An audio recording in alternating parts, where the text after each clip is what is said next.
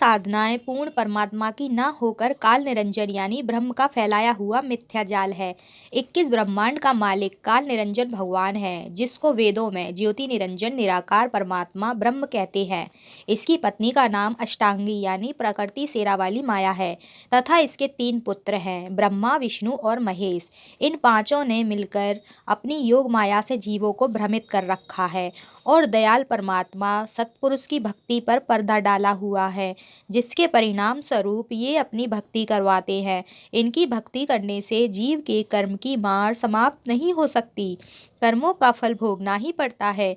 अच्छे कर्म स्वर्ग में और बुरे कर्म नरक में, फिर लक 84 में जाते हैं। सदगुरु गरीबदास जी महाराज जी अपनी वाणी में कहते हैं कि गरीब ब्रह्मा विष्णु महेश्वर माया और धर्मराय कहिए, इन पांचों मिल प्रपंच बनाया वाणी हमरी लहिए।